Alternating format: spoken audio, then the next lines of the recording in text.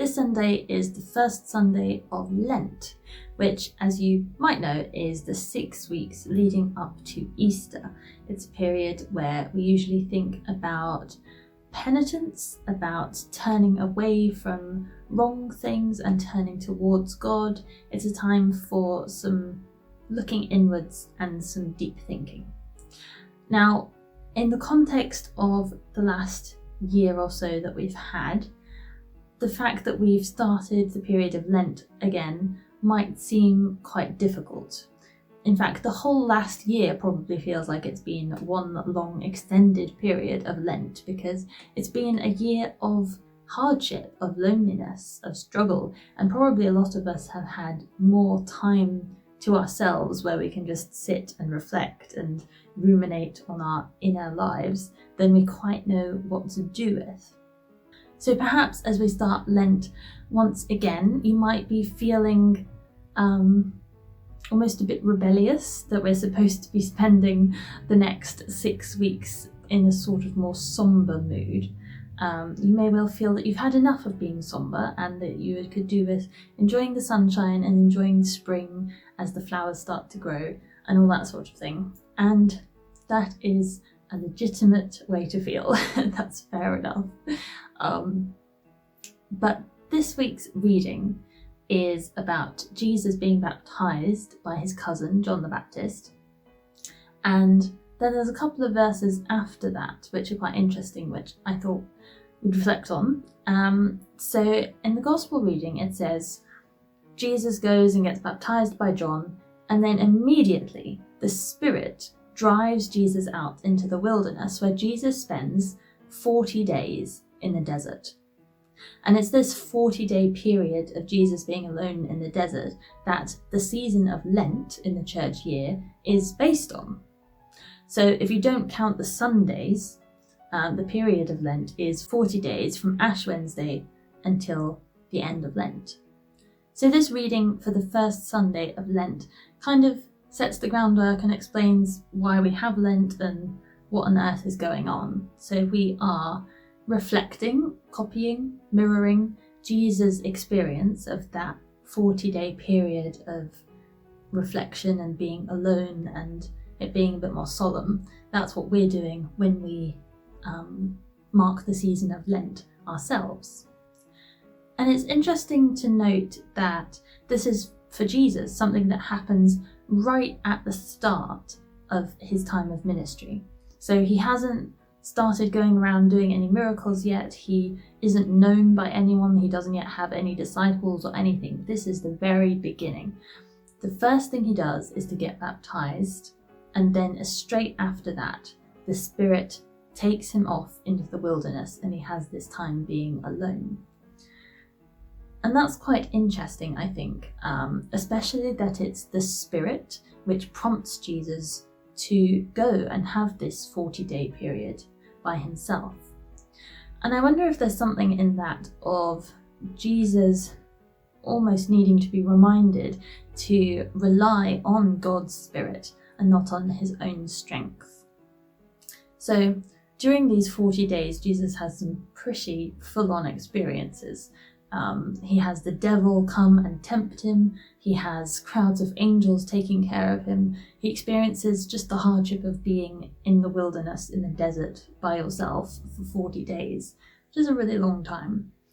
And so I imagine that Jesus was reminded through this experience that just relying on himself wasn't going to be enough, that God's Spirit with him was what he needed to rely on.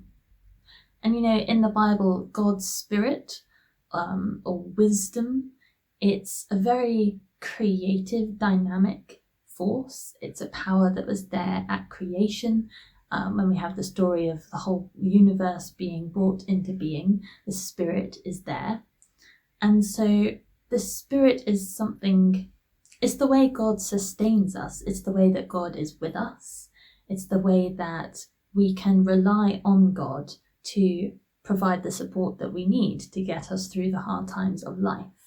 And so it's very appropriate that Jesus has this experience of being alone and having to rely on God's Spirit to help him through his experiences in the wilderness, that this happens right at the start of his ministry. It's almost like a rite of passage. It's something you have to go through to prepare, to be ready to then go and do everything that he did, and to have that deep knowledge within him that it was God's Spirit sustaining him, with him through everything.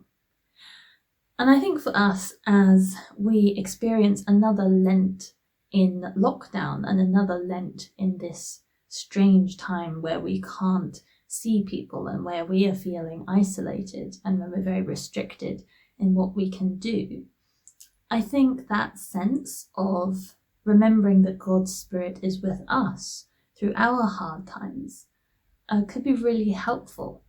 So not only are we mirroring Jesus's 40 days in the desert by observing Lent in the church calendar, but I think this year, probably more than any other year you might have experienced, we are also mirroring Jesus in our need to rely on the Spirit of God to just keep us going through it all. Even when we go through the hardest, darkest times, when we feel like we're walking through the valley of the shadow of death, we have that assurance that God's Spirit is always with us in that we're never alone, even when we really feel like we are, that underneath it all, the Spirit is there and will guide us through. Something else connected to this is the idea of being poor in spirit.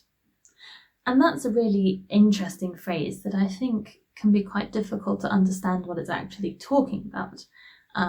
So once Jesus has started his ministry and he is giving the Sermon on the Mount, he says in the Beatitudes, "Blessed are the poor in spirit." And some people think, what does that mean? Like, how can it be a good thing to be poor in spirit? Surely our spiritual life is the thing that we're trying to nurture and to grow and to develop in our Christian journey. So why is it good to be poor in spirit? But I was reading a book by Gemma Simmons on Ignatian spirituality, and she explained it in a really interesting way. So she said that it basically is a self-awareness that we can't just rely on ourselves. So the phrase poor in spirit is talking about our spirit.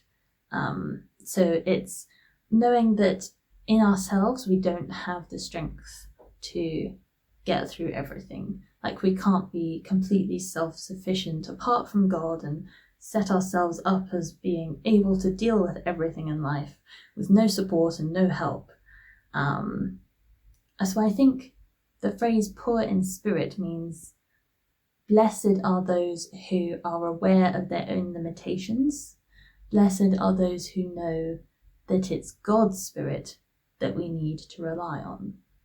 And it may be that Jesus' experience in the wilderness was sort of a reminder of this, that he too needed to be poor in spirit, in that he needed to rely on God for his ministry that was coming up, that he needed to listen to God's Spirit within him and not to try and go off and do it in his own strength, even though, of course, Jesus was also God, so it does get a bit theologically complicated.